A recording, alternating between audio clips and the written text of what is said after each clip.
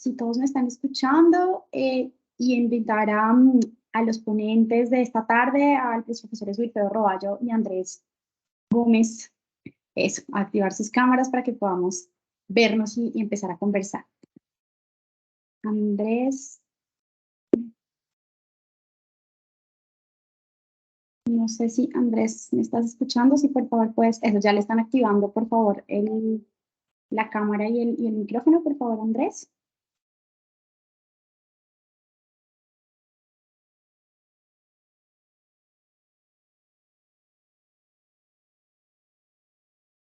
A ver, un segundito ya.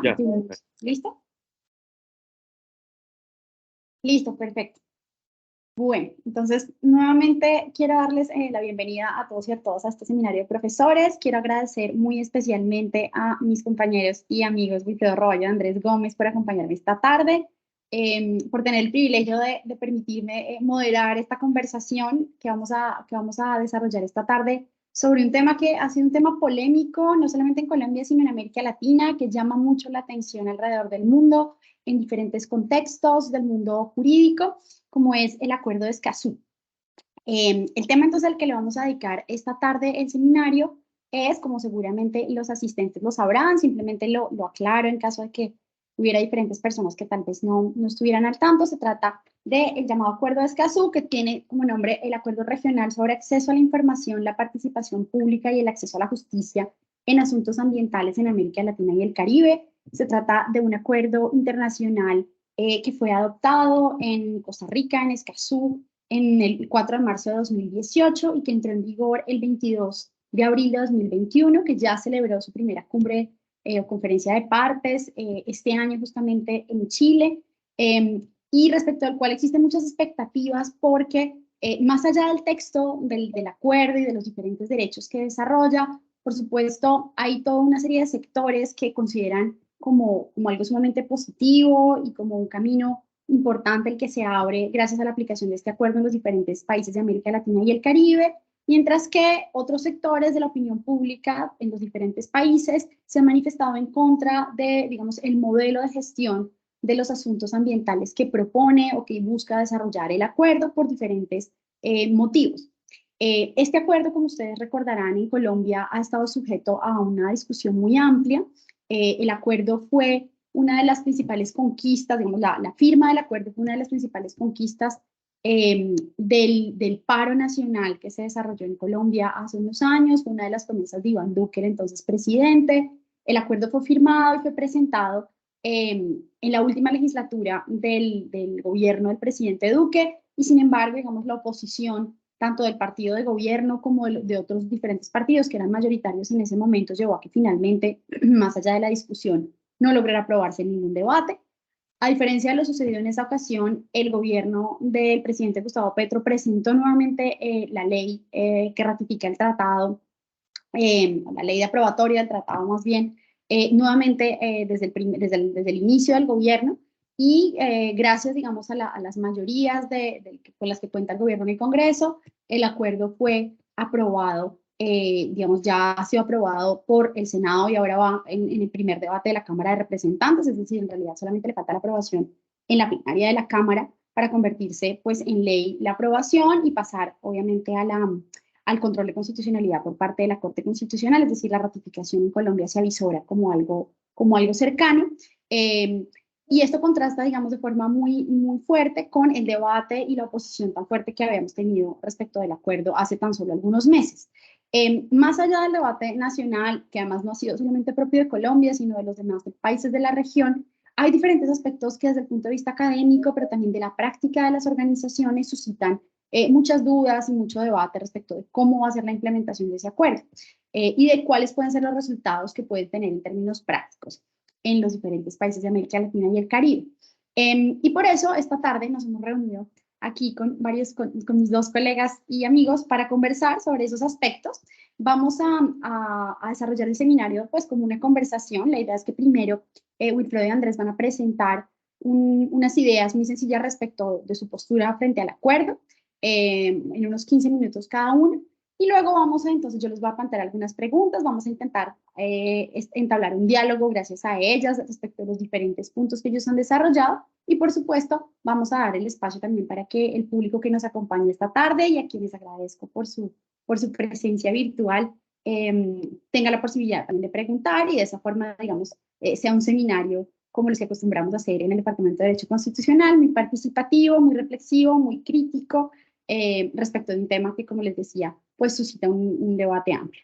Entonces, sin más preámbulo, quiero darle inicialmente la palabra a Wilfredo para que nos presente pues, sus ideas en general respecto de este acuerdo internacional. Adelante, Wilfredo.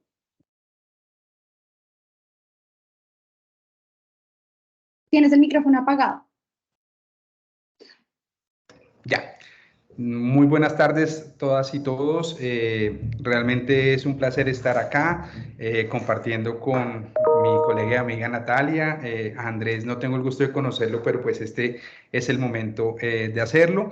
A todos los que nos acompañan hoy, pues darles la bienvenida y agradecerles su presencia. Y bueno, pues evidentemente la presentación que nos acaba de hacer Natalia es un marco muy general sobre el Acuerdo de Escazú, que efectivamente es un tratado internacional que ha generado una cantidad de controversias, unas con justificaciones jurídicas, otras con justificaciones fácticas, pero muchas sin justificación.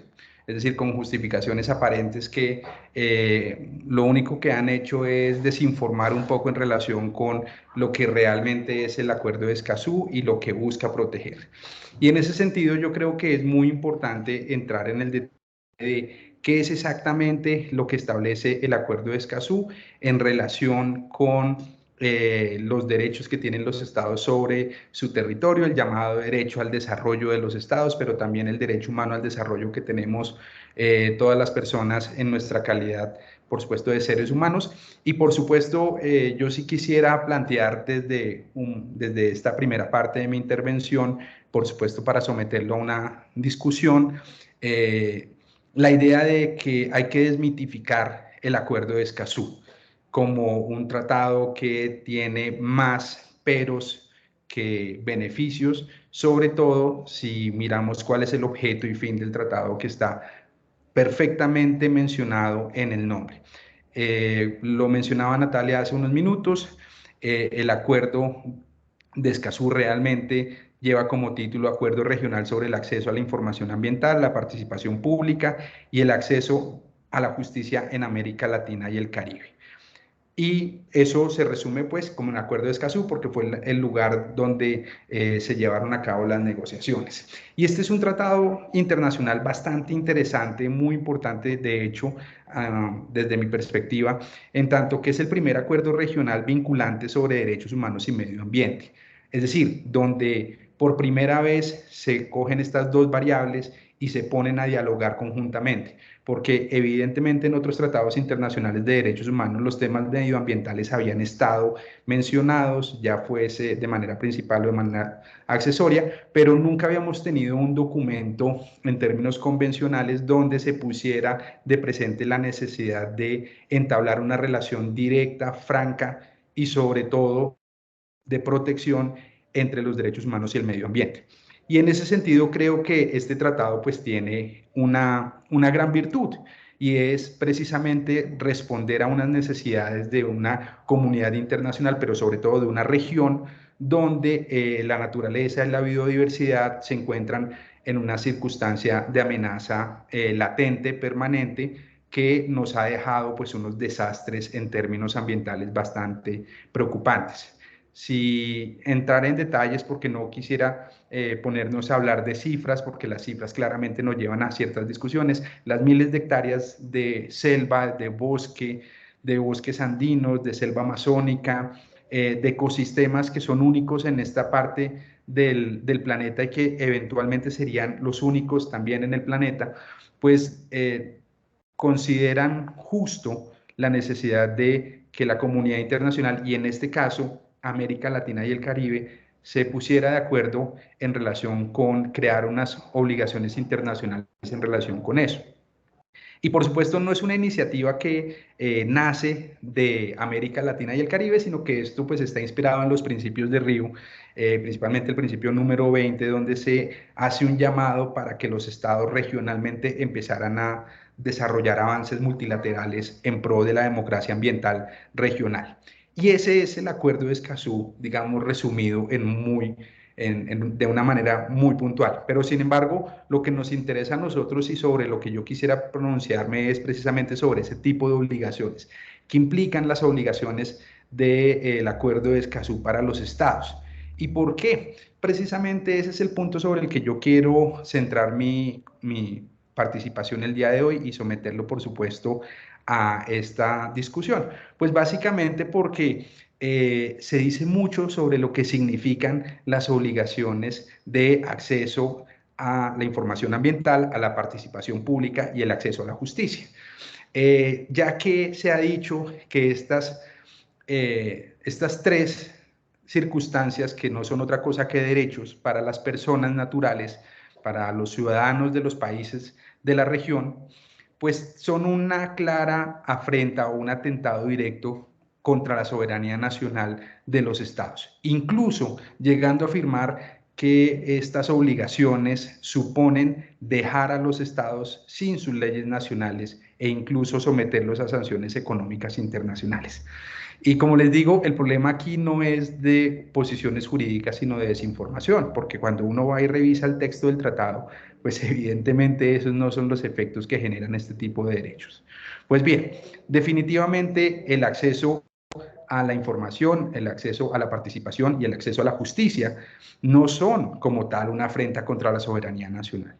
De hecho, si ustedes hacen una revisión del documento, uno puede encontrar, o mejor, uno no puede encontrar ni con facilidad ni con esfuerzo que existan disposiciones que afecten la soberanía de digamos, de las dimensiones del territorio. Me refiero a la dimensión terrestre, a la dimensión aérea, a la dimensión marítima. Ni mucho menos existe un menoscabo de las potestades soberanas que tienen los estados sobre estos territorios o sobre estos ámbitos territoriales.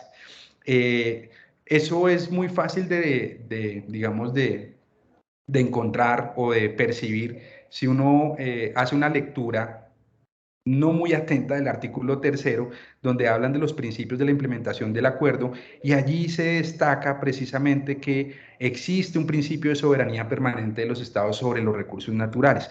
Luego, acceso a la información, a la participación y a la justicia no significa quitarle potestad soberana sobre esos territorios, sino que lo que busca es promover otro tipo de circunstancias, es que las decisiones se tomen bajo un escenario de información, bajo un escenario de participación, pero sobre todo que las circunstancias que se pongan de presente en relación con el uso del territorio, con la explotación de recursos naturales o incluso con la comisión de delitos en relación con el medio ambiente, pues no se queden allí y que aquellas personas que decidan entrar en su defensa, pues no tengan especialmente una protección una protección, no una profesión de alto riesgo. Es decir, la defensa del medio ambiente no puede ser considerada como lastimosamente ha sido en los últimos años en América Latina una profesión de alto riesgo. Y eso precisamente tenemos que empezar a mirarlo. Por lo tanto, acceder a la información es básicamente que las personas puedan conocer qué es efectivamente lo que se está haciendo, cómo se está desarrollando, cuáles son las consecuencias, cuáles son los beneficios, pero también cuáles son si lo queremos poner en estos términos, que tal vez no sea el más adecuado, pero cuáles podrían ser los daños que pueda generar en una actividad en relación con el medio ambiente. Y si es del caso, por supuesto, tener la posibilidad de participar en la toma de esas decisiones, porque yo creo que hoy día, en el escenario de la emergencia climática, pues difícilmente podríamos decir que la decisión del uso del territorio del planeta Tierra solamente puede estar en cabeza de unas personas que tienen potestades públicas.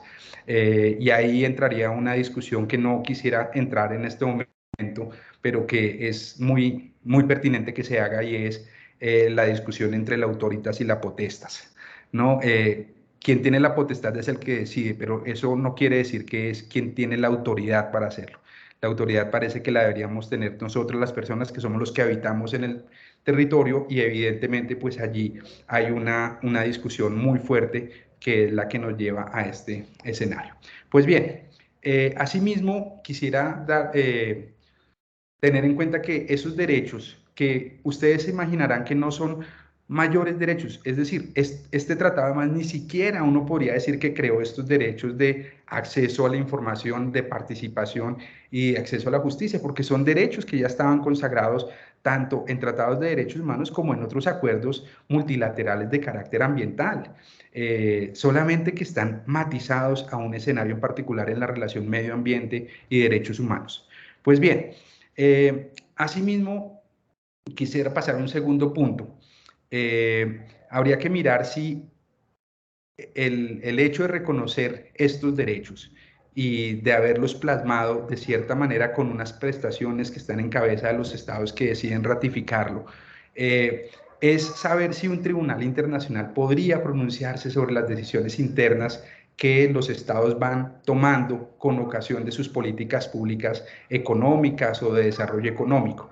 Y lo cierto es que si uno mira el acuerdo de Escazú, pues como les decía, es un acuerdo que va en línea de los otros tratados internacionales, también en materia ambiental. Y en cuanto a los temas de solución de controversias, ya sea porque no se permite el acceso a la información, porque no se permite la participación o porque no hay acceso a la justicia, pues ustedes van a encontrar básicamente que en todos estos tratados, al igual que en Escazú, la única obligación que nace para los estados, básicamente derivada de una cláusula compromisoria, una cláusula de solución de controversias, es la de esforzarse por resolver las controversias por medio de la negociación o por cualquier medio o método que los estados consideren válido, aceptable. Fíjense que no les estamos diciendo, no se le está creando con este tratado internacional un tribunal internacional ni unos procesos internacionales que van a llevar a los estados a unos escenarios oscuros o no sé cómo mencionarlos porque he escuchado tantos adjetivos que ya ni sé cuál es el menos lesivo para la comprensión del acuerdo, y lo único que uno puede ver es que finalmente se está dejando libertad a los estados para que, como en todo el derecho internacional, voluntariamente acepten y se sometan a la jurisdicción de los tribunales internacionales. Aquí no hay nada en relación con eso. Por lo tanto, estas libertades tampoco suponen quitarle una soberanía al Estado en términos de voluntad de solución de controversias. Como les digo, son unos derechos de acceso simplemente a ese tipo de circunstancias, saber qué se está haciendo, cómo se está haciendo, que haya un escenario de información y de participación, y por supuesto que tratándose de circunstancias delictivas o de violación de derechos humanos, si lo quieren poner en esos términos, pues básicamente pues se pueda acudir a un mecanismo de solución de controversias que no necesariamente tiene que ser internacional. Por supuesto, tratándose de una convención, de un acuerdo internacional, pues hay una posibilidad de acudir a los tribunales internacionales. Y eso es otro de los temas que más he escuchado en relación a si nosotros, Colombia, República de Colombia, ya denunciamos el Pacto de Bogotá porque no nos gusta ir a la Corte Internacional de Justicia, ¿cómo vamos a ratificar el Acuerdo de Escazú para ir a la Corte Internacional de Justicia?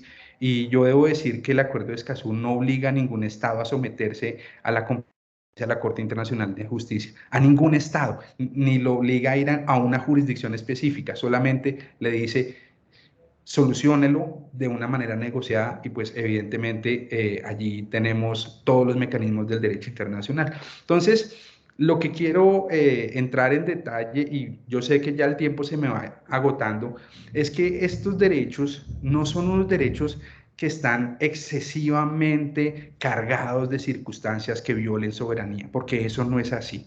Como les digo, son simplemente una proyección de unos derechos que ya existían, que uno incluso los puede ver en la Convención Americana sobre Derechos Humanos, que uno puede ver interpretaciones que ha hecho la Corte Interamericana en algunos casos en particular, donde efectivamente eso ya existía.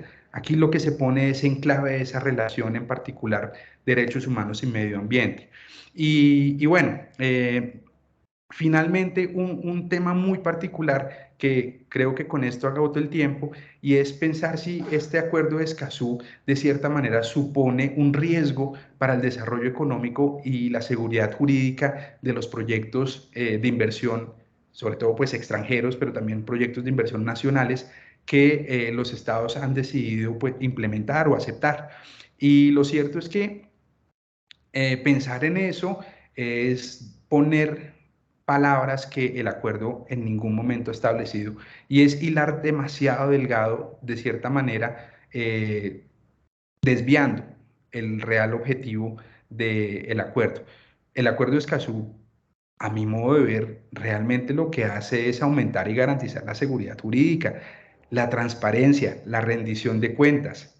Eso es lo que hace, porque el contenido permite acoger directrices de otro tipo de organismos, de otros organismos multilaterales. En el caso de Colombia, por ejemplo, podríamos pensar en las directrices que ha dado la OCDE en temas ambientales. Podríamos mirar, por ejemplo, las directrices que tiene el BID, el Banco Interamericano de Desarrollo, en relación con proyectos de inversión que tienen impactos ambientales. Y uno realmente puede darse cuenta que esto no supone reducción de seguridad jurídica. Es más, si uno compara el acuerdo de Escazú con su homólogo, que no es exactamente su homólogo, pero es lo más parecido que hay en Europa, que es el convenio de Aarhus, pues uno se puede dar cuenta que efectivamente lo que aquí se está plasmando es un compromiso de respetar esos derechos de acceso a la información, de participación y de justicia en relación con los temas ambientales. Como les digo, estos derechos ya existían, simplemente era ponerlos en clave de protección ambiental. De esa manera creo que, pues, si no estoy mal, he agotado mi tiempo, y bueno, pues no extenderme más para que podamos claramente hacer la discusión. Pero no sé, Natalia, tú me dirás si No, ya... así está perfecto, Wilfredo. Yo creo que de esa manera dejamos planteadas como unas ideas iniciales sobre la base de las que podemos discutir ahora más adelante. Yo he tomado aquí atenta nota de algunas ideas sobre las que me gustaría que volviéramos más adelante. Entonces, muchas gracias por esa intervención, por la claridad sobre este tema. Y entonces le quiero dar entonces ahora la palabra a Andrés Gómez Rey, profesor de la Universidad del Rosario, que nos acompaña esta tarde, a quien agradezco nuevamente por aceptar la invitación. Y pues tienes el uso de la palabra, entonces, Andrés, por 15 minutos. Adelante. Vale, muchas gracias. Natalia, pues muchas gracias por invitarme. Fue un placer. A todos y todos los asistentes, pues espero que estas palabras les parezcan provocadoras y que generen de pronto un debate interesante. No obstante, antes de arrancar, yo quisiera contarles que pues yo no soy un enemigo del acuerdo de Escazú, ni más faltaba. Eh, Tengo algunas preocupaciones alrededor del mismo, que también devienen un poco de mis preocupaciones derivadas de esto llamado derecho ambiental, y por tal razón pues no me voy a referir a las críticas típicas que un sector político de Colombia ha hecho, las cuales además no comparto. Sin embargo, estas preocupaciones las he dividido en dos, como unas generales, que son cositas como muy simples, y unas particulares. Dentro de las particulares hay 7 puntos y en las generales pues realmente son como 5 cositas nomás. Entonces pues voy a comenzar con esto, esperando nuevamente pues que esto pueda dar apertura a un debate. En torno a mis preocupaciones generales o las generalidades del acuerdo de Escazú, hay una tensión y una curiosidad porque el mismo, o sea, el acuerdo, refleja una narrativa muy clara y limitada de ciertos constructos que actualmente están siendo debatidos en el derecho ambiental. Digamos, refuerza una idea de una naturaleza pristina, verde, ¿no? O sea, con todos los estereotipos, la cual está siendo discutido pues, en muchos sectores, digamos, de la literatura y la teoría. Igualmente, el acuerdo refuerza una idea de conservación como única medida legal. Vean que Wilfredo ahorita se refirió a la defensa del medio ambiente, como si hubiese un ataque alrededor de ella. Entonces es cuestión de eliminar esos supuestos ataques, pero no necesariamente es la única visión que hoy la teoría trae, porque hay algunos reclamos en donde lo que buscan es la construcción de unas relaciones entre, digamos, humanos y no humanos más sensatas, lo cual no implique defender uno para afectar a otro. Esta idea de la amenaza, me parece que el acuerdo, al menos en Colombia, puede tener un peligro y es la consolidación de algunos discursos con unas agendas específicas.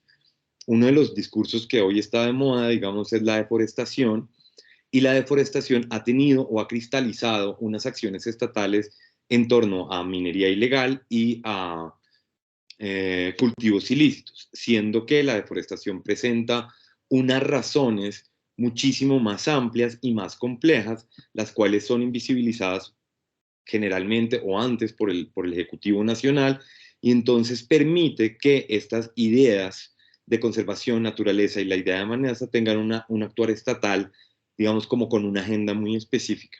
Adicionalmente, el acuerdo de Escazú se soporta en la idea de recurso natural, como si fuera algo para usarse, de bien jurídico, la idea de un tipo o una idea de derechos, que eso lo desarrollaré ahorita más adelante, y soporta nuevamente la idea del binomio naturaleza-sociedad.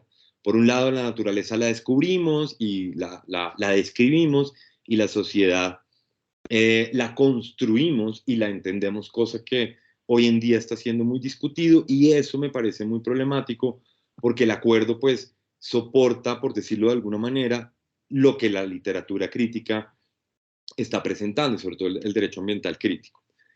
Dentro de los puntos particulares, el primero al cual quisiera referirme es, creo yo que el acuerdo presenta la participación pública como un solucionador, pero este solucionador es un esquema estatal. Entonces es un esquema de participación liberal en donde el Estado propone las únicas posibilidades de participación estatal, las dirige y las resuelve, lo cual es problemático porque elimina en muchos casos la agencia de otros sectores de la sociedad y de ciertas representaciones de no humanos. Por otro lado, me genera conflictos derivados de los diferentes entendimientos de lo que es la participación y de sus productos, por ponerles un ejemplo. La participación en torno a la delimitación del páramo de Santurbán, pues la participación al interior del páramo de Santurbán era sustancialmente a la que estaba por fuera del páramo. ¿Qué hacemos con dos productos sustancialmente diferentes derivados del ejercicio de un derecho fundamental llamado participación? No lo sabemos. Y entonces el acuerdo refuerza ese tipo de ideas. Igualmente el acuerdo plantea la idea de continuar entendiendo el derecho ambiental fraccionado. Hay un derecho para el agua, otro para el aire, otro para la flora, otro para la fauna, y no resuelve la necesidad de comprender una integralidad que realmente son los reclamos de los derechos, digamos, de los activistas de derechos humanos, y entender una visión mucho más completa. Igualmente el acuerdo versa mucho alrededor de la idea de legalidad. Digamos, el derecho ambiental es un derecho muy de permisos, con la idea de si usted tiene un permiso, atiende los valores constitucionales, cosa que no generalmente es cierto. No todos los que tienen licencia de conducción manejan bien. Y plantea la idea de legal y ilegal como mecanismos de reproche, lo cual puede ser complejo, en mi humilde opinión. Adicionalmente, en estos términos de participación, y como el Estado o la lógica estatal es la que reúne estos escenarios, nos mete en los dilemas clásicos de, digamos, de la conformación de lo público. Confunde al administrador de aquella cosa llamada recurso natural con su propietario, que debería ser tripartito o, digamos, que incluya a la sociedad. Y entonces, esta solución termina reforzando los defectos que actualmente tiene la participación. Ese era el primer punto. El segundo punto es el acceso a la información ambiental.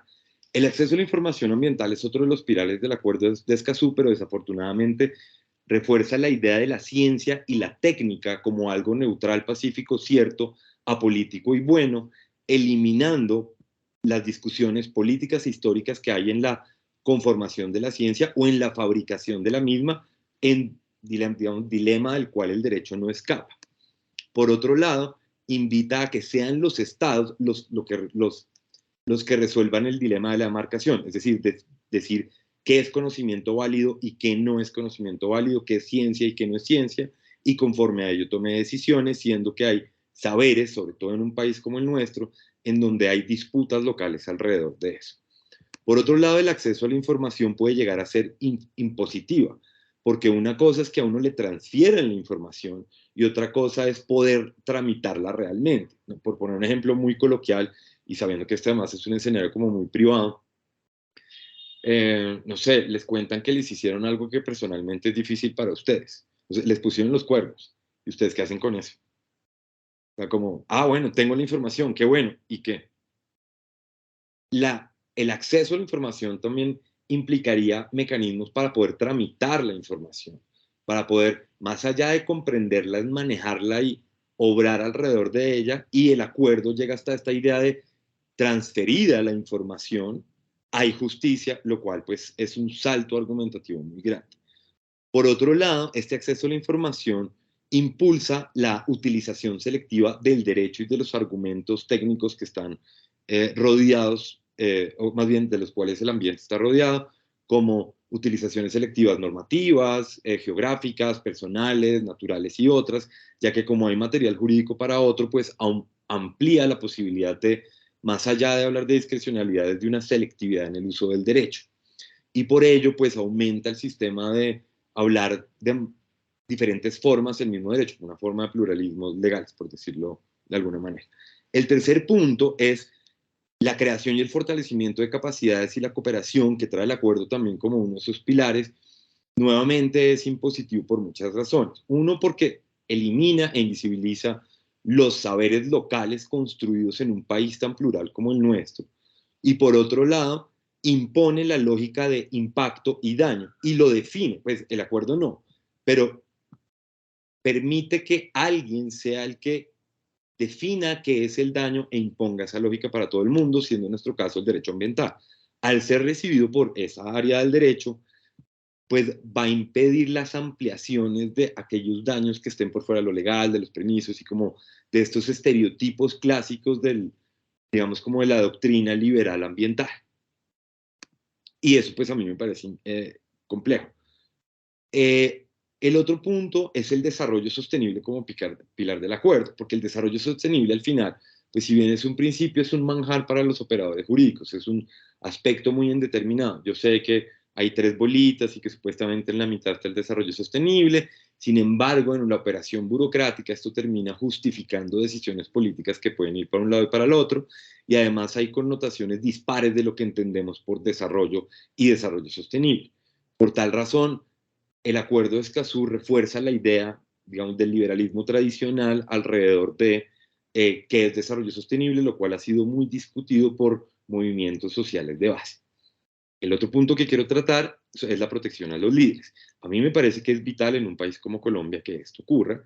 Sin embargo, el acuerdo pues, que obliga a los estados parte a reconocer, proteger, promover los derechos humanos que les son inherentes, tiene una visión de los derechos humanos muy ortodoxa, y es esta idea de porque usted ser humano tiene los derechos, ¿no? La inherencia. Y hay una conflictividad o hay posiciones más bien de derechos humanos constructivistas que quedan eliminadas por el articulado de Escazú, lo cual a mí me parece pues, complejo. Y adicionalmente, pues al tener esta visión ortodoxa que seguramente no se va a cumplir, pues vamos a terminar con un capital simbólico interesante, que ojalá sirva como herramienta para algunas discusiones judiciales, pero que en principio parece que está construida como algo netamente simbólico.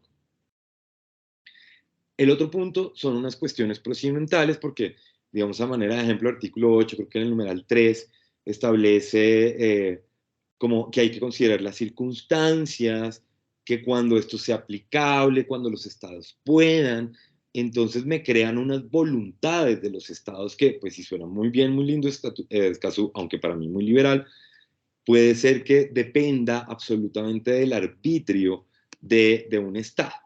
Y esto además me genera una inquietud, y es que pareciera que el ambientalismo clásico, o más bien los especialistas en derecho ambiental o ambientalistas muy clásicos o muy liberales, han puesto toda la fuerza en el Acuerdo de Escazú, sabiendo que parte de su articulado es o depende de las intenciones políticas de cada uno de los estados, y eso me genera una angustia, lo confieso. Pero bueno. Y el último punto es el acceso a la justicia. El acceso a la justicia implica conocer diversidades y complejidades al interior de un país, y no estamos hablando de una justicia legal, y el Acuerdo de Escazú pareciera que que refuerza una idea de justicia legal en términos de resolución de conflictos y no de reclamos del respeto de dignidad humana y de bienestares, por decirlo de alguna manera, para todos.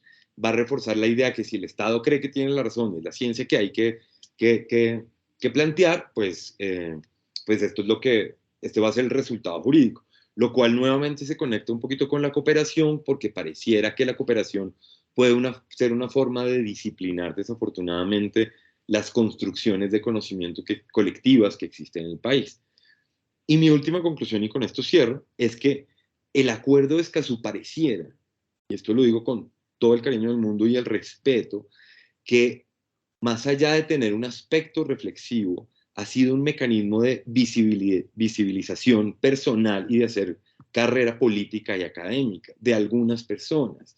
Y esto ha desnaturalizado, desafortunadamente, unas discusiones más profundas en torno al acuerdo. Yo acá les traigo como un resumen de parte de mis preocupaciones, pues tampoco, porque no puedo hacer una presentación tan grande. Sin embargo, me parece que el debate se ha vuelto más de marketing y político que sobre el contenido propio del mismo, y eso nos ha llevado a transformar esta discusión en algo que podría ser mucho más poderoso. Y listo, eso es más o menos como mi posición ante el acuerdo de Escazú. Muchísimas gracias, Andrés, por esa exposición. Muchísimas gracias a los dos, porque además creo que estamos abordando este tema desde la perspectiva de la crítica, pero de la crítica profunda, es decir, de la crítica respecto del modelo y de lo que propone Escazú, de lo que puede llegar a conseguir, y no como lo decían tanto Andrés como Wilfredo, desde la crítica del maniqueísmo político que simplemente sitúa esta postura en una orilla y la contraria en otra, y que ha construido una serie de mitos alrededor del articulado y de los efectos del tratado que han llevado en muchos casos a que justamente se demore la aprobación en los diferentes parlamentos de América Latina y el Caribe, pues con unas lógicas que son absolutamente malsanas. Y yo creo justamente que la respuesta a eso no puede ser, como lo decía Andrés, la de defender el acuerdo a capa y espada, diciendo que pues es la vía y que es lo único que existe. Eso no puede impedir que uno tenga una visión crítica justamente sobre el acuerdo y sobre la forma en la que debe ser implementado, porque eso es vital tanto para este instrumento como para todos los demás, sobre todo en el contexto al que hacía referencia Wilfredo de emergencia climática en el que estamos, es decir, estamos asistiendo a desafíos muy importantes que hacen que sea cada vez más necesario que escojamos muy bien las herramientas que vamos a utilizar para enfrentarlos y que las afinemos de la mejor manera posible, y en eso la academia, por supuesto, tiene un rol central, como también lo tienen las jurisdicciones y todos los operadores jurídicos llamados a aplicar acuerdos como este. Entonces, desde ese punto de vista, quiero resaltar justamente que estas críticas pues no suponen en realidad eso, caer en esa misma lógica de desacreditar el acuerdo y a quienes lo han promovido, sino justamente la idea de que estamos avanzando hacia el mismo objetivo y que por esa misma razón es que es necesario que nos pensemos bien cuál es el objetivo y cuál es la ruta que queremos seguir. Entonces, habiendo dejado entonces un poco de lado esas críticas iniciales, me gustaría entonces que ahondáramos en algunos de los puntos a los que se refirieron ahora Wilfredo y Andrés, porque a pesar de que las intervenciones están planteadas en términos distintos, es decir, están planteadas en los términos de un jurista internacionalista como Wilfredo, que nos plantea un poco el escenario desde las obligaciones de los estados, desde el concepto de soberanía, desde los mecanismos de solución de controversias, a qué se obligan los estados, a qué sí, a qué no, y una visión un poco más crítica respecto del rol del derecho, respecto de estas realidades, pero además de la forma en la que el derecho ambiental especialmente las ha gestionado históricamente. Finalmente hay puntos comunes que me gustaría intentar de alguna manera poner de relieve para darles nuevamente la palabra a cada uno de nuestros expositores esta tarde. Entonces, el primer punto por el que me gustaría iniciar tiene que ver con algo que dijo Wilfredo, y es justamente la idea de soberanía. La idea clásica de soberanía supone que es el Estado entonces quien toma las decisiones.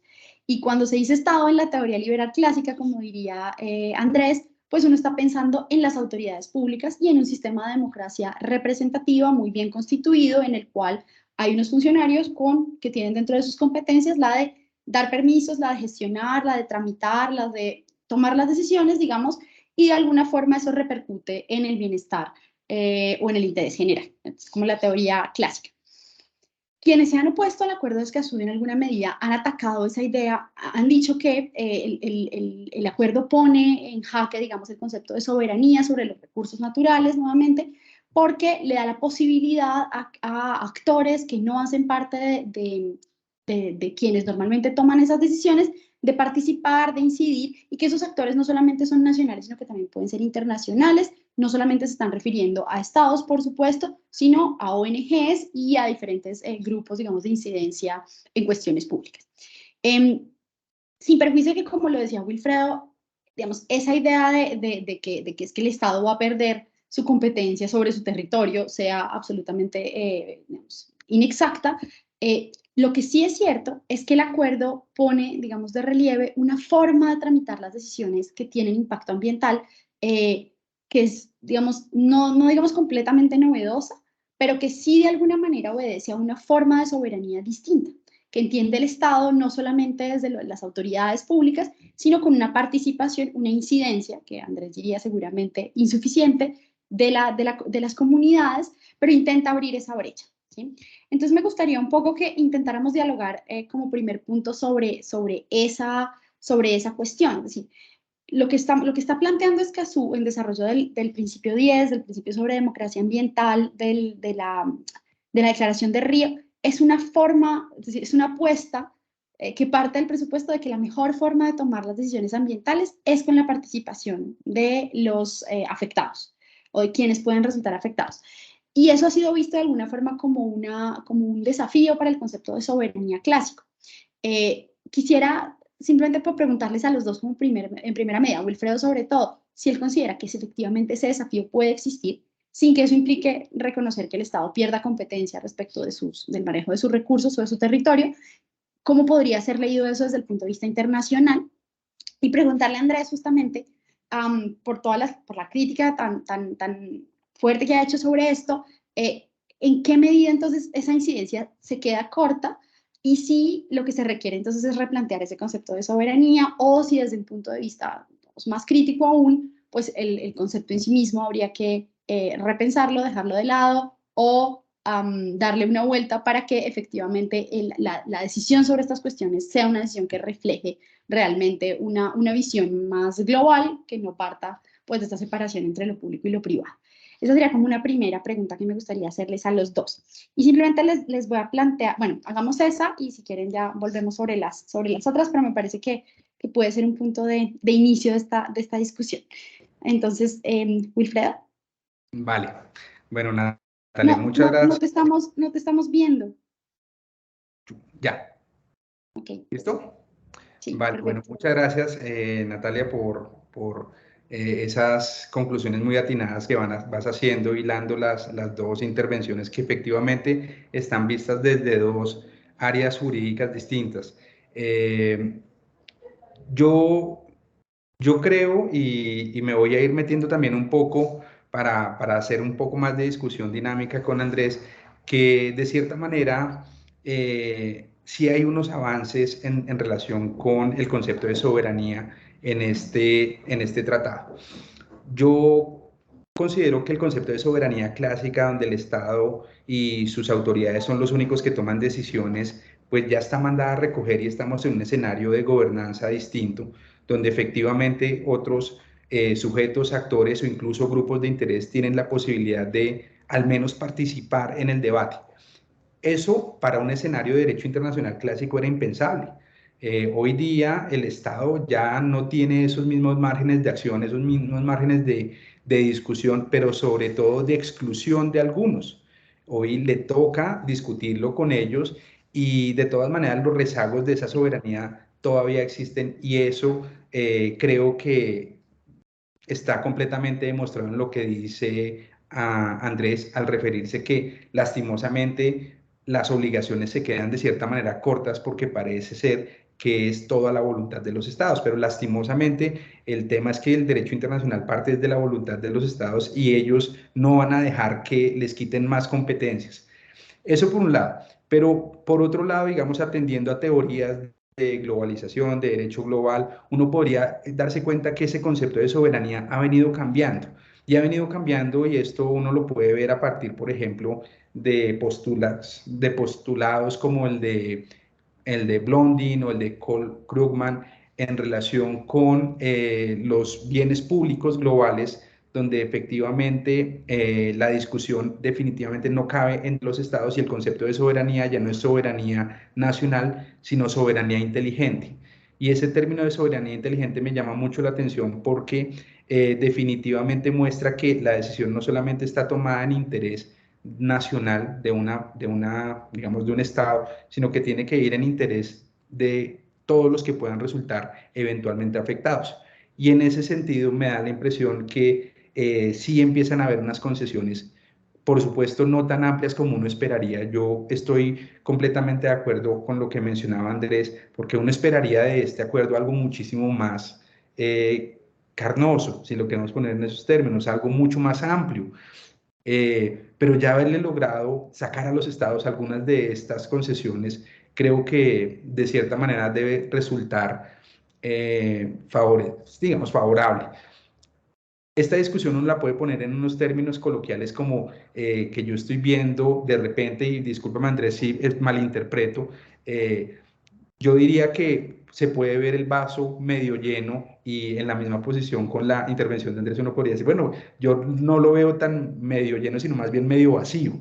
Y estamos en algún momento, ¿cierto? En ese punto de conexión donde definitivamente ambos nos sentimos en esa inconformidad de por qué no logramos algo muchísimo mejor teniendo esas, digamos, posibilidades de negociar un acuerdo mucho más amplio.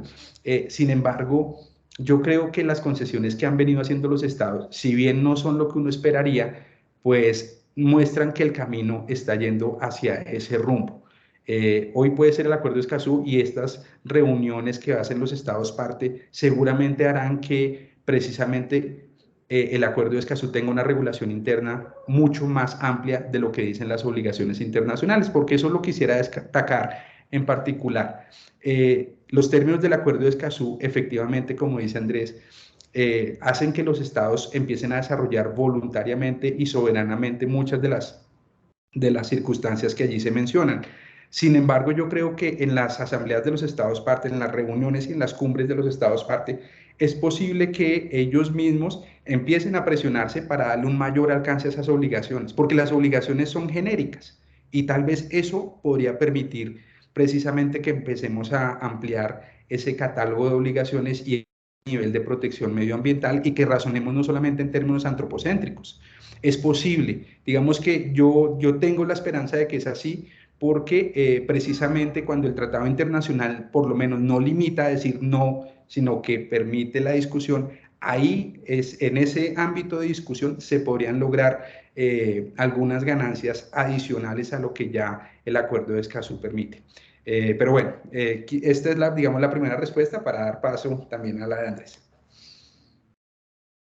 Andrés, adelante. Pues la verdad, no sabría cómo responderte eso, Natalia. Pues como ustedes se darán cuenta, y esto creo que además es como una forma de ser, yo necesito pensar de abajo para arriba, no, mejor dicho, al revés no lo logro y esto ocurre en mi vida personal y en el tipo de investigaciones además que yo hago. En ese sentido, pues, digamos, mi preocupación son las consecuencias materiales que este tipo de cosas pueden tener en la vida de las personas. En este sentido, preguntarme desde ahí por la soberanía es casi un despropósito, porque lo que encuentro es realmente que hay unas problemáticas, por decirlo de alguna manera, eh, en torno a la configuración y los diálogos que existen para resolver tensiones o para llegar a acuerdos, desde abajo hacia arriba, por decirlo así, y esto realmente no lo promulga el acuerdo, sino que más bien lo limita a los mecanismos de participación estatal y aquellos dispuestos por el derecho. Entonces me parece que lo restringe y adicionalmente, pues, como trataba de decir ahorita, tiene esta visión de lo público a través de las entidades estatales que me parece muy difícil. Ahora, si esto tiene modificaciones en torno a la visión más amplia, yo creo que sí, y creo que el acuerdo puede llegar a ser una herramienta interesante para llegar a discutirlo, Sin embargo, creo yo, en el mundo en el que yo vivo, que la soberanía pues termina siendo un constructo lindo, pero que limita, digamos, la capacidad, espero que esto no suene feo, como la capacidad revolucionaria de la gente, porque, hemos dicho, yo crecí diciéndonos que la soberanía está en el pueblo. Yo viví tranquilo 3 años con eso y después dije, pero ¿yo cuándo ejerzo esta vaina? Nunca. Entonces, más allá de tener una discusión simbólica, y no creo que lo presente, y tampoco trae legitimidad, salvo que la lógica estatal realmente logre sistemas de articulación más profundos. Ok, pero entonces simplemente como para puntualizar, o sea, finalmente lo que estás diciendo, o sea, entendiendo soberanía, claro, nosotros cuando pensamos en soberanía, los internacionalistas pensamos en la soberanía del Estado, evidentemente, pero el concepto de soberanía es simplemente el concepto de la efectividad del poder, o sea, en últimas es en quién reside y si uno entiende el poder, el Estado como una abstracción creada para representar el interés general, pues en últimas lo que Estado debería estar detrás es la gente, ¿sabes? Pero justamente me llama la atención eso que dices, porque entonces implica que de alguna manera sí pareciera abrirse una beta, pero digamos, la idea de que entonces la participación sea el camino y creemos una serie de derechos para garantizar eso, información, justicia, bueno, todo lo demás, puede ser un camino, pero tú decías, pero incluso puede ser peligroso, es decir, porque entonces la gente le apuesta a una forma de soberanía a que finalmente después de 3 años uno diga, bueno, voy a ejercer mi soberanía y voy a participar en este proceso de la construcción de X, Y o Z obra o respecto de, no sé, la determinación de los máximos de material particulado en no sé dónde y entonces de esa manera yo me voy a sentir como ejerciendo este poder, pero tú decías eso abre una beta que igual finalmente es ilusoria, es decir, eso no va a pasar. Me gustaría como que, porque no se trata, fíjate, no es, o sea, el concepto de soberanía está allí, el punto es que en todo caso, entonces así abramos esos espacios, parece que eso no, que eso es contraproducente incluso. Pues yo sí lo creo, Esa digamos, la participación, a mí cuando uno ve este tipo de cosas, no, aquí hay participación judicial, política, administrativa, y a uno le echan es un chorreo, o sea, una lista de mecanismos de participación. Y no hay, pues uno se emociona y dice que machera que esto exista. Pero no sé, si uno ha participado, digamos, yo vivo en los dos lados de, no sé, la construcción normativa por parte de los ministerios. Uno por dentro del ministerio le dicen, mire, eso dígale a todo que no, va a ver cómo. Y por fuera, uno todo ilusionado, ay, ¿por qué me habrán dicho que no? ¿No? ¿Será que no era tan fuerte el argumento? No, es un ejercicio de poder. Entonces, si estamos, bueno, dicho, no creo que tengan esta lista de mecanismos la potencialidad que Escazú reclama. Digamos, creo que tengo más de efectividad en la participación cuando le digo al ladrón, venga, pero no se lleve mis papeles. Y el tipo dice, bueno, está bien, yo le devuelvo los papeles. Lo logré, me robaron, pero me dejaron los papeles. Eso el Estado, o sea, esas habilitaciones en una relación de poder, yo sé que no es conmensurable el ejemplo, pero lo que quiero decir es, eso no ocurre, no tengo esa potencialidad. Y en ese sentido, eso que se llama justicia ambiental puede verse disminuido o disciplinado bajo la lógica estatal, que es lo que actualmente tenemos y que los movimientos sociales y ciertas teorías críticas están tensionando. Entonces, ahí es donde yo encuentro el peligro. Ok, y me encanta ese último punto porque me permite justamente como seguir con este diálogo y con el perdón de los asistentes a quienes ya les voy a dar la palabra, pero para mí moderar este seminario es como realmente una oportunidad grandísima porque se me ocurren un montón de cosas que quiero preguntarles. Justamente, claro, Escazú, el principio de democracia ambiental es, digamos, doctrinalmente presentado al menos como un camino hacia la justicia ambiental hacia esta idea de que vamos a distribuir equitativamente las cargas y los beneficios derivados de todas las actividades que tienen un impacto ambiental o que de alguna forma regulan estas relaciones entre la sociedad y la naturaleza, independientemente de que eso marque un binarismo que sea en sí mismo criticado. Pero esa idea de justicia, fíjense, Escazú intenta apostarle un poco a una construcción desde abajo, o al menos eso es lo que parecería. Y eso, yo coincido en eso con Wilfredo, es algo realmente innovador en el derecho internacional público. Si uno lo mira desde el derecho nacional, pues claro, esos mecanismos han existido, son parte de las teorías de la democracia. Pero en un escenario donde la democracia es un concepto más bien novedoso y con poca aplicación y con poca efectividad como el derecho internacional público, pues allí esto sí brilla un montón, porque realmente no es la regla. Y Wilfredo hacía referencia hace un minuto a que justamente es valioso porque parece ser parte de una apuesta más general por abrir escenarios de participación a nivel internacional incluso, o digamos desde lo local, pero en los que pueda tener incidencias lo internacional, porque estamos enfrentando una crisis que sin duda desborda las posibilidades de gestión de los estados. Y entonces le quería preguntar a Wilfredo justamente por esa tendencia, es decir, Escazú abrió una brecha que, como él decía, le han ido apostando a diferentes instrumentos ambientales internacionales. ¿Cómo ves tú esa tendencia? Es decir, ¿realmente el derecho internacional sí está avanzando en esa vía? Porque la crisis, digamos, está aquí y digamos, no es que haya mucho tiempo para experimentar. ¿Cómo ves tú eso en el escenario global? Bueno, pues volvemos a un punto muy particular y es si uno quiere mirarlo desde un escenario pesimista o un escenario optimista, ¿cierto? Y yo, por mis convicciones de protección medioambiental, yo quiero verlo como algo optimista porque además creo en el derecho internacional, si no, no sería internacionalista.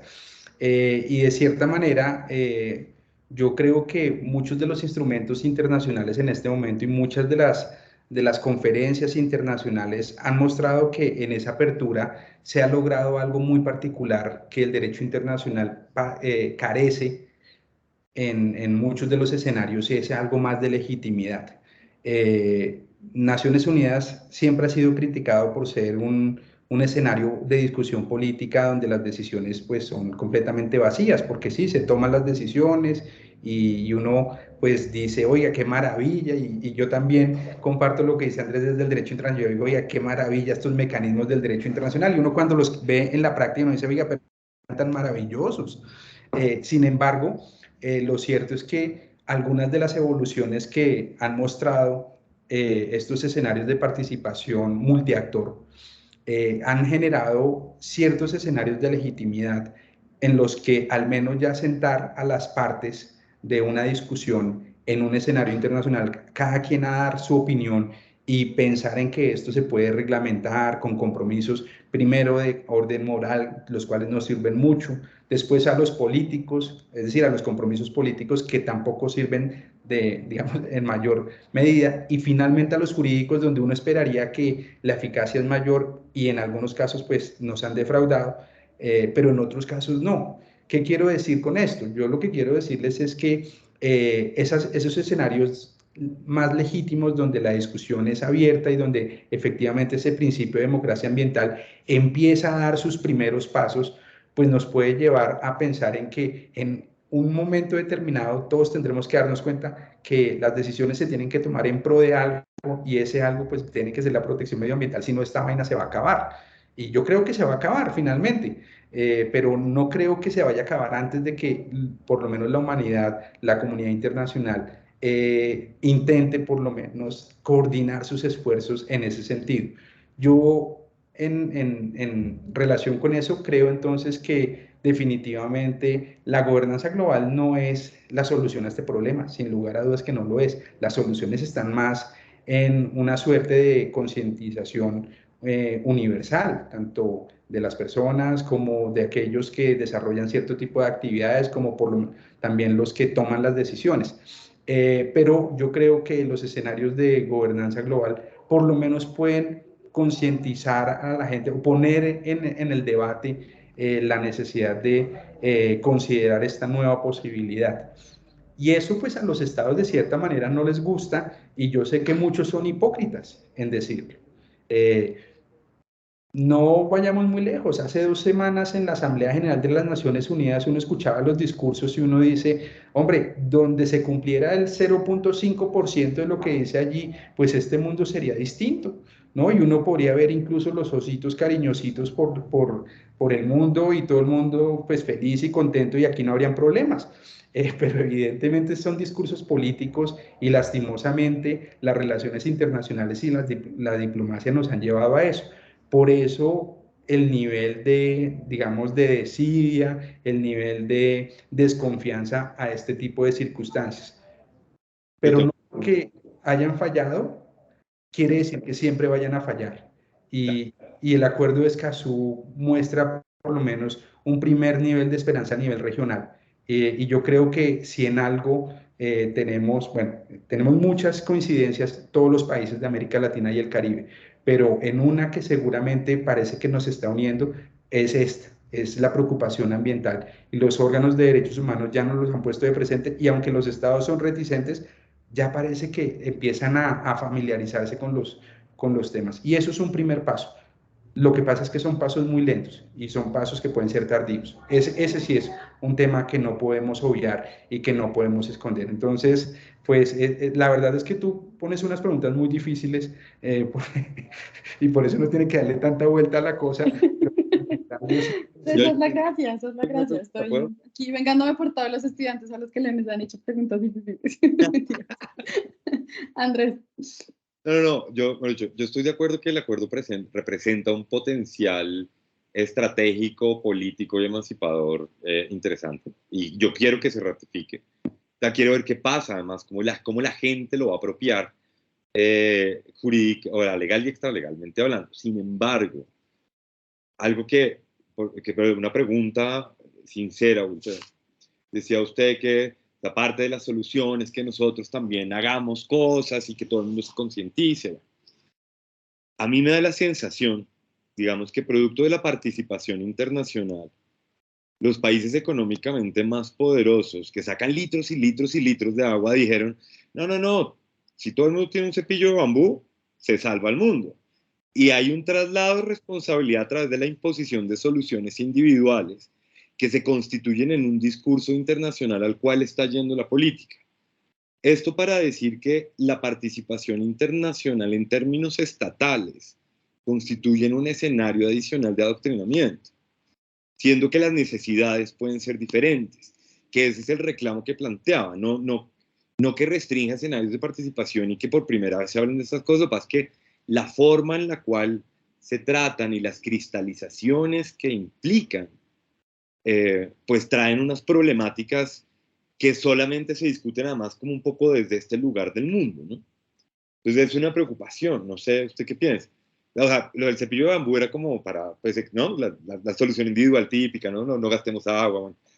Pero sí parece que se nos cristalizó y realmente el problema es que hay empresas que sacan personas jurídicas o naturales que sacan agua y agua y agua y agua, o queman y queman y queman, ¿no?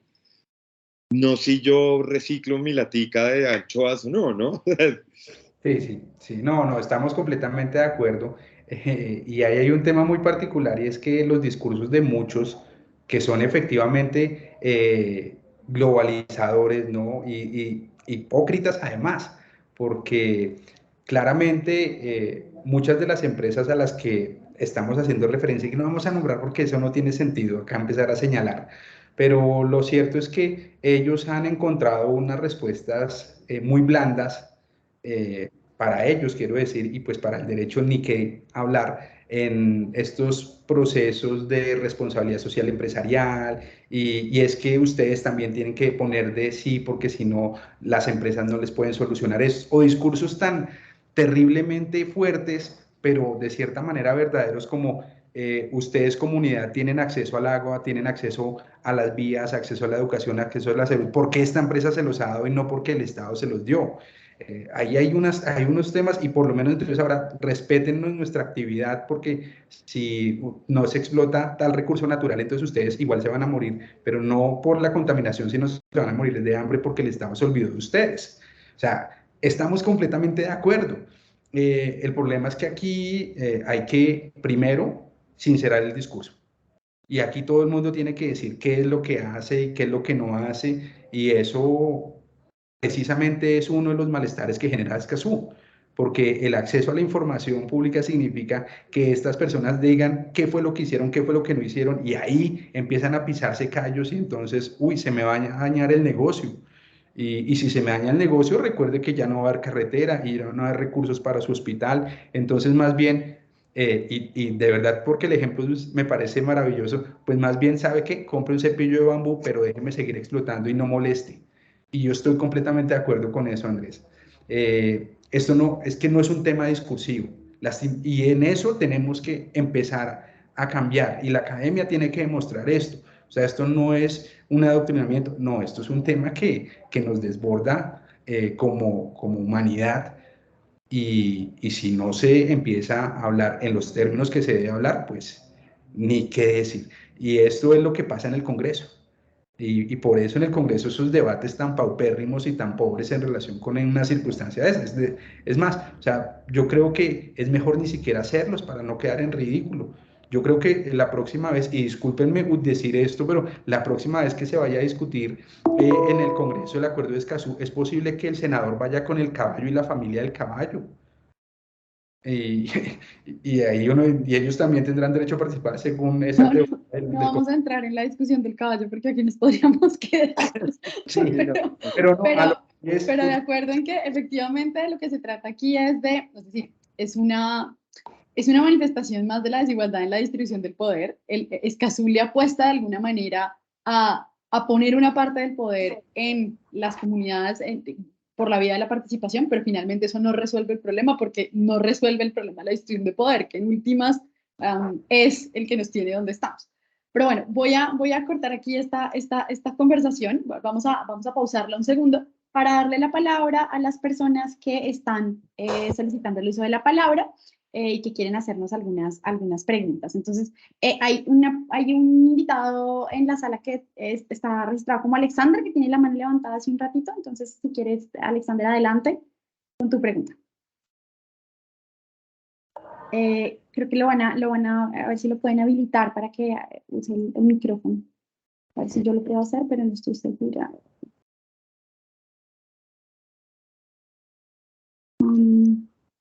yo la verdad no sé cómo... Listo. ¿Sí? Ya. Sí, creo que ya. Alexander, eso, perfecto. ¿Puede activar su micrófono, por favor? Listo. El micrófono me lo deja. Sí, ahí lo tiene, Buenas tardes, gusto. Adelante. Buenas tardes, gusto en saludarlos. ¿Sí me escucha ahí? Sí, perfectamente. Adelante. Bueno, gracias. No, simplemente pues, más que una pregunta es también una reflexión sobre cómo históricamente Colombia ha participado en unos tratados que lo que nos ha traído son grandes fracasos, como el Pacto de Bogotá, como el Tratado de la Haya, como la Corte Interamericana de Derechos Humanos, que Colombia estaba haciendo gestión para que haya una devolución en cuanto a una reciprocidad en lo que refiere a que nos piden que nosotros tengamos doble instancia en todo, pero ellos no tienen doble instancia y ni siquiera contestan o responden a la defensa jurídica, a la Agencia Nacional de Defensa Jurídica del Estado, a esas peticiones de que esa corte tenga una doble instancia, porque hemos visto fallos que se han caído en su verdad procesal, pero que no ha habido forma de cómo reivindicarlos porque no hay una segunda instancia. Lo mismo podría pasar con el acuerdo de Escazú, que lo que vemos es que entregamos parte de la soberanía, que es una realidad, a pesar de que tenemos una amplia constitución, que es la constitución que se denomina Constitución Ambiental, la del 91. Tenemos unos organismos fuertes como es la Corte Constitucional y el Consejo de Estado, y tribunales que han venido fallando en la protección, por ejemplo, del río Caquetá, del río Bogotá, en fin, entonces en la protección de la Amazonía. Con ese tratado de Escazú, ¿qué es lo que vamos a obtener en protección para poder contrarrestar el daño ambiental que vienen haciendo los ilegales? Porque si bien es cierto, los legales se tienen que someter a unas reglas y condiciones del juego, pues vemos que lo que están causando el grave daño son los ilegales, los grupos ilegales. Y lo que estamos viendo, por ejemplo, ahora con lo que se presentó en el paro de Antioquia, es que el gobierno fue y les firmó un acta dándoles unas concesiones de que no, unas concesiones de que no era necesario o que primero para poder proceder la fuerza pública debían agotar una verificación de que estas personas que estaban allí realizando esas explotaciones fueran personas que tuvieran un arraigo ancestral, etcétera, etcétera, lo que termina volviéndose en una situación incontrolable para que las autoridades puedan ejercer el control sobre ese tipo de acciones ilegales que lo que hacen es generar una gran afectación al medio ambiente. Entonces, mire que nosotros perdimos con el pacto internacional, con el Tratado de la Haya. Ya Nicaragua se va a quedar con una gran parte continental. Esa protección a esa parte de corales que Colombia estaba tratando de fomentar como patrimonio como un patrimonio para que no sufriera afectaciones, pues realmente yo le veo más desventajas que ventajas a este Tratado de Escazú. Muchas gracias. Muchísimas gracias, Alexander, por sus comentarios. Vamos a darle de una vez la palabra a Hernán Felipe, y si quieren luego hacemos una ronda de intervenciones en reacción a lo que acaban de comentarnos. Entonces, Hernán, adelante. Ya puede activar su micrófono, Hernán.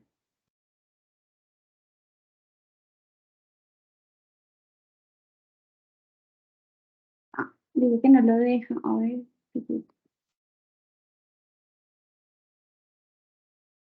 En principio ya debería usted intentarlo. A ver.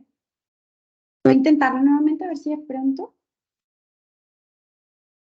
Porque a mí ya me sale aquí que lo tiene activado, pero. Sí, yo también ya se lo activé, pero no habla. Hernán, si de pronto tiene dificultades, también de pronto nos puede, dice que no puede, de pronto nos puede escribir por el chat, no sé, porque ya no lo tiene bloqueado. Ahora es cuestión de que usted lo desactive. En la parte Perdón, de que usted lo active. En la parte inferior izquierda hay una barra, Hernán, donde está la grabación, el tiempo, una cámara y el micrófono. Pareciera que ahí puede presionar. Sí, ya el control de la reunión ya lo habilitó, pero no, él no lo no, algo pasa. No Ahí sé, Hernán. ¿Habilitó?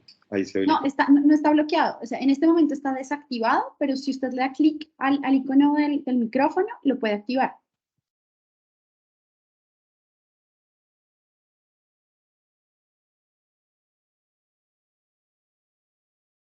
Bueno, creo que, a ver, mientras lo resolvemos, si quieren les voy a dar la palabra en reacción un poco a lo que nos comentaba hace un minuto. A ver, ya vamos a intentar solucionarlo. Mientras tanto, les voy a dar entonces la palabra a los ponentes. No sé si alguno de los dos quiere iniciar específicamente. Wilfredo, adelante. Vale. Bueno, Hernán, ¿verdad? Fue quien tomó la palabra. Pone en consideración muchos puntos. Y en general, digamos que su intervención engloba en cuáles beneficios hay, porque él ve que hay menos beneficios que consecuencias de la ratificación del Acuerdo de Escazú, y lo mira desde varios puntos de vista en relación con otro tipo de circunstancias y otros tratados internacionales que Colombia ha aceptado.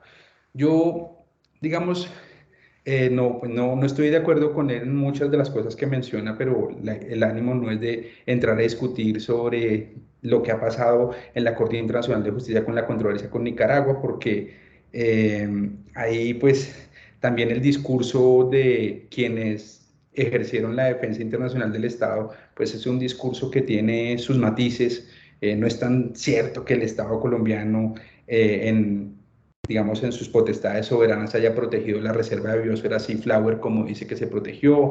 Y bueno, en fin, digamos, ahí hay varias cosas que no podríamos entrar a discutir porque se nos sale del ámbito del seminario de hoy. Pero yo sí creo que lo que menciona Hernán tiene que matizarse en relación con unos puntos en particular. El primero, considerar de manera genérica y general, es decir, o si se quiere abstracta, cuál es el objetivo del derecho internacional para los estados que deciden aceptarlo. Y aquí hay una, digamos, concepción muy frecuente en la ciudadanía, y es considerar que los instrumentos del derecho internacional solucionan los problemas internos de un estado, y no necesariamente eso es así. Por ejemplo, el tema que él pone sobre la mesa, la minería ilegal, pues ese no es un tema que el derecho internacional lo pueda solucionar en relación con el Acuerdo de Escazú. Allí lo que tenemos son unas deficiencias internas, institucionales, o incluso, y sobre eso yo no podría hacer un juicio de valor porque no tengo las herramientas para hacerlo, pero uno sí podría decir, de repente hay fallas normativas, hay fallas administrativas, y por eso se presenta eso. Y en general yo diría que es una falta de Estado, es una ausencia de Estado. y eso pues el derecho internacional nunca se lo va a suplir. Sea bueno o sea malo el tratado internacional, si es que los podemos catalogar así, pues el instrumento jamás le va a poder solucionar las deficiencias estatales que tiene una nación. En ese sentido, yo creería que la intervención que acabamos de escuchar debe servir para reflexionar primero si los estados deben ratificar y si tienen pues las condiciones, las capacidades y sobre todo la disposición de cumplir, porque efectivamente no es ratificar por ratificar y hacer parte de un tratado internacional porque sí, porque digamos todos los demás estados de la región lo han aceptado, sino si realmente esto tiene unos beneficios o unas consecuencias y hacer el balance y tomar una decisión de Estado, ojo, de Estado, no de gobierno en relación con esa circunstancia. Así pues que efectivamente es completamente válido pensar que el acuerdo de Escazú no trae esos beneficios. Yo lo veo de otra manera, yo lo veo que trae unas buenas oportunidades para mejorar y, ¿por qué no?, para fortalecer algunas circunstancias de Estado. Yo pienso que el acuerdo de Escazú en términos ambientales fortalecería el Estado de Derecho. Eso podría ser visto más bien como un debilitamiento de la soberanía, que creo que es la posición de la persona que hizo la intervención, y es válido también. Lo importante es, pues, discutámoslo y tomemos una decisión, pero discutámoslo de manera informada. Vale, yo diría una cosita y ya. Andrés, no, por supuesto, Alan. Yo tampoco estoy muy de acuerdo, la verdad, con la intervención, digamos, como con la dinámica que presenta, que esto no sirva. Creo que Escazú representa una posibilidad indeterminada, una herramienta indeterminada. Y una de las cosas, pues como me pidieron que fuera una voz crítica de Escazú, pues yo no le puse los puntos lindos o las cosas buenas que le veo al acuerdo. Sin embargo, una de las cosas que yo creo que son muy importantes del acuerdo es que los llamamientos de justicia ambiental precisamente pudiesen reevaluar esa utilización irrestricta de la ley que genera afectaciones a la ciudadanía. Pensando en que la lógica de justicia, participación, acceso a la información y protección de líderes sociales podría ampliar qué es el daño, ver que no necesariamente la legalidad es buena y que la ilegalidad es mala, sino que hay unos matices y unas complejidades que requieren de un análisis adicional, y yo creo que esa puerta la abre Escazú. No creo que la logra, pero yo creo que su herramienta futuro va a ser esa, y por eso la intervención, pues yo invitaría más bien a que reflexione usted las complejidades de lo legal. Digamos, una persona puede tener licencia ambiental e incumplirla toda, pero es legal, y una persona puede tener un comportamiento muy adecuado a estereotipos de cuidado y realización de actividades y ser ilegal y ser mucho mejor, ¿no? Es decir, la legalidad no es el parámetro que determina aquello que nos puede ayudar a salir o a aminorar un poquito la crisis climática. Ya, eso era todo. Gracias, Andrés. Sí, yo simplemente quisiera como sumarme un poco para responder un poco a algunos elementos de los que planteaba hace un momento Alexander, porque me parece que es importante que no quede en el ambiente también la idea de que el instrumento internacional que ofrece una vía de solución pacífica de controversias es el que la solución es el problema, y entonces hay que achacarle el problema al mecanismo. Es decir, y esto es una postura personal y por supuesto podríamos discutir más sobre ella, pero pensar, por ejemplo, que el Pacto de Bogotá, que crea un sinnúmero de mecanismos que permiten a los estados dialogar pacíficamente y acudir a terceros para que tomen decisiones respecto de conflictos que no están resueltos, pues pensar que el problema es el pacto y no los conflictos como tal, pues es como caer en la lógica un poco del sofá, ¿no? Es decir, el problema no es el mecanismo, el problema es que hay un conflicto que no está resuelto, y una vez pues se resuelve, habrá que atenerse a las consecuencias de esa solución, que por demás es una solución pues en derecho. Uno podría en ese sentido decir que el problema son las normas que resultan aplicables, pero en todo caso el problema no termina siendo el mecanismo, y al contrario, en un país con una complejidad ambiental tan alta y en un continente donde hay tantas disputas, digamos, no resueltas, y que los canales diplomáticos resultan insuficientes, pues abrir mecanismos de solución pacífica de controversias es en realidad una solución interesante. Entonces, a ver, tenemos un problema para activar los micrófonos, entonces les estamos pidiendo que por favor, si tienen preguntas, las escriban para que podamos conversar sobre ellas. Hernán dice que no, que tenía un contexto que podría extenderse, entonces que finalmente no lo va a preguntar, pero si alguien más tiene alguna pregunta o quiere referirse a algún punto específico, si quiere, puede ponerlo también en el chat y le damos lectura para que podamos tratar ese punto. Si hay alguien de pronto diferente que quiera intervenir. Si no, me gustaría simplemente darles la oportunidad de pronto a Wilfredo y a Andrés, que quisieran como un comentario de cierre sobre el acuerdo de Escazú, sobre lo que hemos estado conversando, sobre los retos de la implementación. Probablemente en Colombia el acuerdo va a ser ratificado y llega en un contexto de implementación que es el del nuevo gobierno, de la aplicación del acuerdo de paz, de la reforma rural integral, de una posible reforma agraria, digamos, de un contexto político complejo desde el punto de vista jurídico, pero sobre todo político y social, y me gustaría entonces como interrogarlos un poco sobre eso, tanto desde el punto de vista interno como desde el punto de vista internacional, porque internacionalmente, digamos, también hay muchas cosas que se están moviendo en este momento. Entonces, ¿cómo ven ustedes esa llegada de Escazú a Colombia en este momento?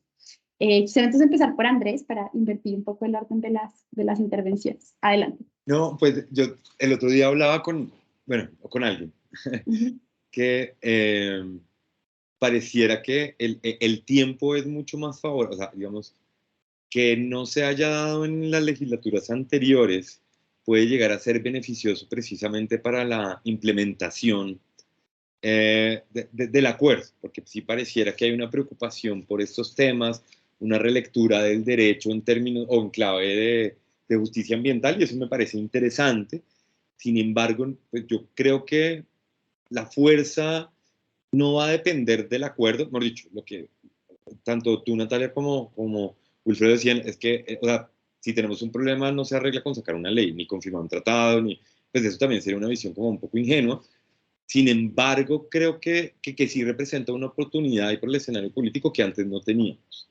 Entonces parecía que las cosas se dieron de manera interesante y creo que todos los ojos en este momento están puestos en Escazú, lo cual es interesante, pero eso ha hecho que dejemos otros focos de lado, pero pues sí tenemos, o al menos yo quisiera que fuera ratificado y poder discutir, digamos, lo que no me gusta con el acuerdo ratificado o sistemas de implementación específicos.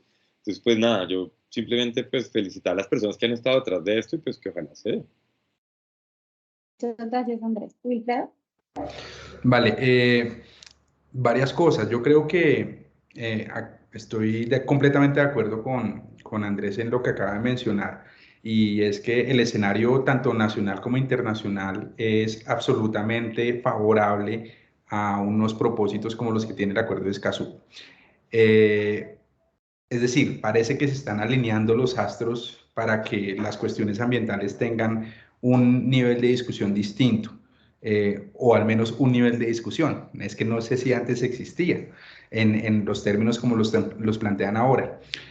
Sin embargo, yo creo que, y para unirme a la reflexión final que hace Andrés, yo creo que sin lugar a dudas la discusión del acuerdo de Escazú en su ratificación pues va a suponer que ahora en los debates que se van a dar en la Cámara, y no sé si tengamos comisiones de conciliación, pues esos debates se den de manera informada. A mí me preocupa mucho que el órgano de discusión política en nuestro país pues tenga un nivel de discusión tan bajo, o bueno, eso demostraba en su periodo anterior frente a algunos temas que no eran los de prioridad de agenda legislativa.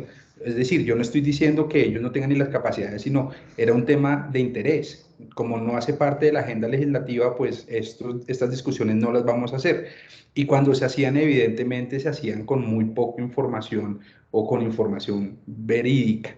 Así que la discusión hay que darla y hay que tener en cuenta todos los puntos de vista. Y si es necesario, que esperemos que no, se tengan que formular reservas para que el acuerdo pueda entrar en los mejores términos para el Estado colombiano, o declaraciones interpretativas, bueno, lo que quieran terminar de sugerir. Yo esperaría que no. Yo también soy pro ratificación del acuerdo de Escazú, pero quiero simplemente digamos, dejar por sentado que la ratificación del acuerdo de Escazú no es el destino final, este es el punto de inicio. Hay que partir de que vamos a empezar a razonar en otro sentido, tanto desde el punto de vista de nuestras relaciones internacionales con los otros estados, con los actores privados internacionales, con nuestra nación, con nuestras diferentes naciones, nuestras comunidades étnicas, etcétera, etcétera, y hacer unas discusiones distintas. Entonces, es el punto de partida y en ese punto de partida, pues yo espero que el Estado colombiano y la comunidad internacional esté a la altura. Alguna vez nosotros hablamos con Natalia con ocasión del libro Emergencia Climática y se hizo una afirmación que no le gustó a muchas y es que la comunidad internacional no ha estado a la altura de los desafíos que propone la emergencia climática y este problema. Pero yo sigo pensando lo mismo. Yo sigo que no han estado a la altura y tienen que estar a la altura. Es que es un debate de una importancia mayúscula y esto no puede ser tan pandito como es que no sirve o es que la soberanía del Estado se elimina. Esto necesita un poco más de información y una discusión completamente informada. Bueno, muchísimas gracias a los dos. Creo que no queda mucho que agregar. Hemos hecho una conversación muy interesante con posturas, digamos, desde perspectivas distintas, pero que confluyen en la necesidad de seguir discutiendo sobre este punto, en discutirlo, ojalá, con el acuerdo ratificado y en abrir un espacio justamente para que la implementación del acuerdo, la articulación con los diferentes instrumentos existentes, recordemos que el acuerdo además no cae pues en un terreno desierto, sino que finalmente nuestra Constitución, la jurisprudencia de la Corte Constitucional, la Convención Americana, a la jurisprudencia de la Corte Interamericana, es decir, hay toda una serie de herramientas jurídicas que se suman a lo que establecería Escazú y que justamente permiten que el Estado colombiano encuentre vías de implementación que le apuesten al objetivo de la democracia ambiental y de la justicia ambiental, que avancen en ese camino y que ojalá exploren más allá de lo que dice el acuerdo y le apuesten a una solución de los problemas que tenga en cuenta pues todos esos factores de los que hemos hablado hoy, la inequidad en la distribución del poder, las fallas del modelo de participación liberal, el desconocimiento de las realidades de los territorios, y bueno, toda una serie de factores que no son exclusivos obviamente de las cuestiones ambientales, sino que hacen parte pues del entramado de las relaciones sociales y políticas de nuestro país y de los estados de América Latina en general. Entonces, bueno, muchísimas gracias a Wilfredo y Andrés por estas reflexiones esta tarde. Muchísimas gracias a todos ustedes, los asistentes y las asistentes a este evento. El evento va a quedar grabado, así que creo que vamos a poder compartirlo en las redes sociales para que quienes no lo vieron en directo tengan la posibilidad de discutir en forma, digamos, más adelante con nosotros. Muchísimas gracias a todos y a todas y les deseo una feliz tarde.